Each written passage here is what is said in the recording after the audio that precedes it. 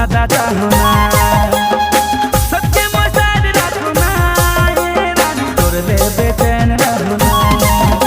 कोई तुमको छेड़ेगा मेरी जान, कोई तुमको छेड़ेगा मेरी जान, पूरा गुमला में गोली चलेगा। कोई तुमको छेड़ेगा